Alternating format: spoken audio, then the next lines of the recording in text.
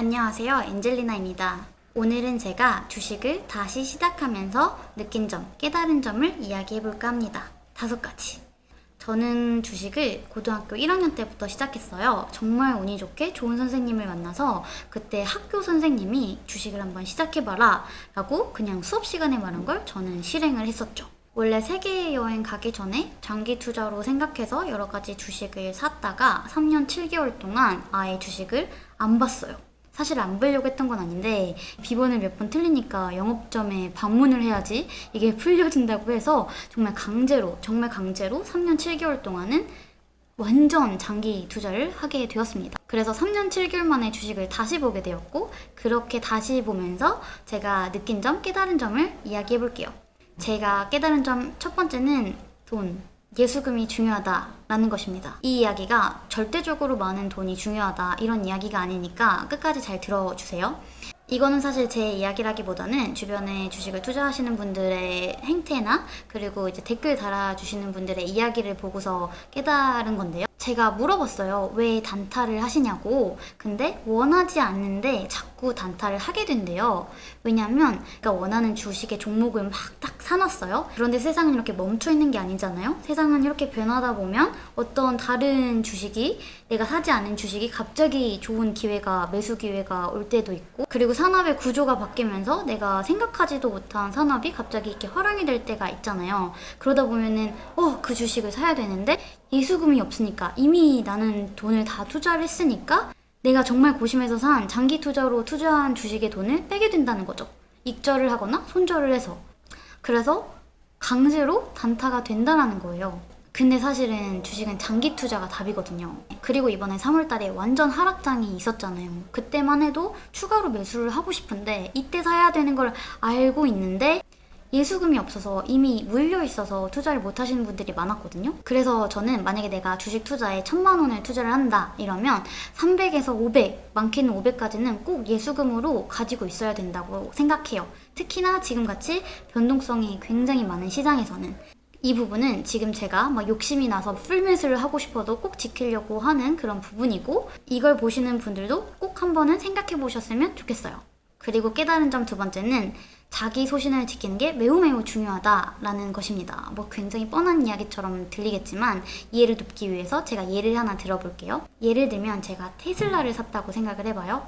이 테슬라의 출하량은 얼마고, 이제 기업이 어떤 곳에 투자를 하고 있으며 이 기업의 주가 상승 동력은 무엇이며 이런 거를 찾아봐서 지금은 저가로 매수하기 좋은 시점이다 라고 해서 이제 투자를 한다고 생각을 해봐봐요. 그런데 이 주식이 오를 때는 상관이 없어요.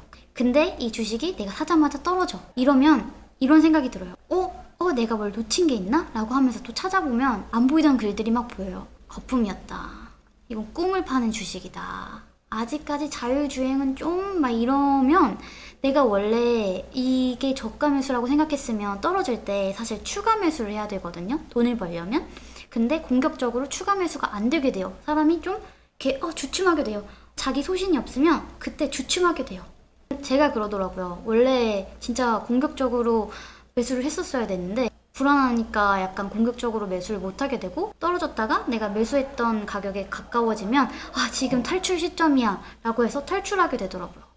그래서 자기 소신을 지키는 게 정말 중요하다. 제 경험으로는 나름대로 자기만의 철저한 분석을 가지고 접근한 주식은 언젠가는 오르게 돼 있더라고요. 그리고 또 느낀 점 3번째는 마인드 컨트롤이 매우 중요하다는 것입니다. 투자 금액을 설정을 할 때 자신의 삶에 피해를 주지 않을 만큼 투자를 하는 게 좋다라고 하는데, 꼭 그게 금액적인 부분뿐만 아니라 정신적인 피해도 생각한 금액이어야 될 것 같아요. 예를 들면 1,000만 원이라는 돈이 내가 잉여 자금이어서 이게 없더라도 내 삶에 피해를 주는 건 아니야. 내가 살아는 가지는 돈이야. 그 돈은 1,000만 원이지만 사실상 100만 원만이라도 나는 막 살면서 너무 스트레스를 많이 받는 사람이야. 이러면 저는 아무리 1,000만 원의 여유가 있어도 100만 원도 투자를 하면 안 된다고 생각을 해요. 왜냐면 이런 경우에는 패닉 셀링을 하게 되는데, 그러니까 막 이거 더 떨어지면 나 없어지는 거 아니야 하면서 이제 떨어졌을 때 막 팔게 되거든요. 패닉 셀링을 하게 되거든요. 그게 가장 주식 투자에서는 돈을 못 버는 그런 그 투자 행태가 될 텐데, 이제 그런 면에서 마인드 컨트롤이 매우 중요한데, 그 마인드 컨트롤이 되는 그 역치는 사람마다 다 다른 것 같아요. 그거는 이제 자기의 투자 성향을 잘 파악을 해야 되는 거죠. 예를 들면 저희 엄마 같은 경우는 아빠와 달리 주식으로 1원이라도 손해를 보는 걸 싫어하세요. 그래서 주식 투자를 정말 싫어하시거든요. 그리고 마인드 컨트롤이 중요한 이유는 제가 느낀 건데, 저도 그렇고 많은 사람들이 그렇고, 이런 테크니컬한 차트 분석이나 뭐 재무제표 분석이나 이런 것보다도 마인드 컨트롤이 투자 결과에 영향을 미치는 경우가 굉장히 많은 것 같아요. 그래서 마인드 컨트롤이 매우 중요하다. 그리고 깨달은 점 4번째, 절대 주식에 관해서 추천이나 비추천은 함부로 하는 게 아니다. 원하는 살 수 있다. 그리고 깨달은 점 5번째는 이게 과연 불로소득인가에 대해서 생각을 해볼 법하다. 이것도 사실 마인드 컨트롤이랑 관련이 있는 건데, 자신이 여기에 감정을 쏟는 것도 사실 시간과 나의 노력을 쏟는 거잖아요.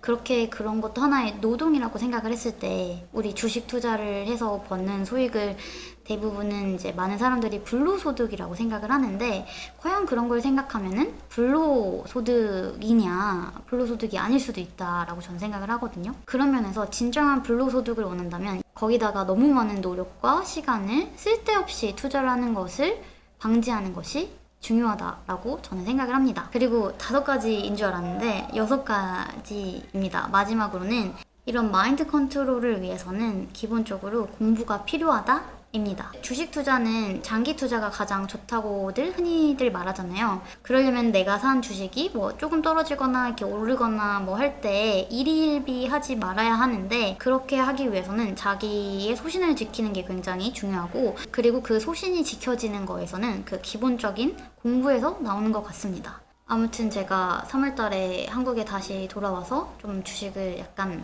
많이 집중을 했어요. 제가 주식 관련해서 블로그에다가 이제 몇 번 글을 쓰다 보니까 많은 분들이 이제 주린이라고 하시면서 질문들을 많이 하세요.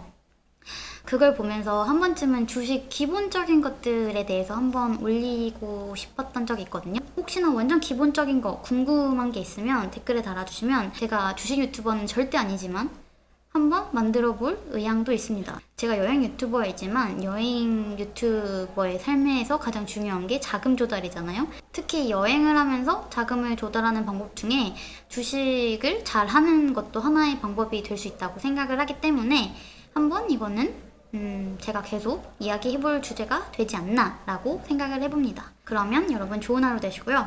그럼 또 봐요. 안녕. I got this picture in my closet. It's gathering dust right now, and the edges have been folded once or twice. It doesn't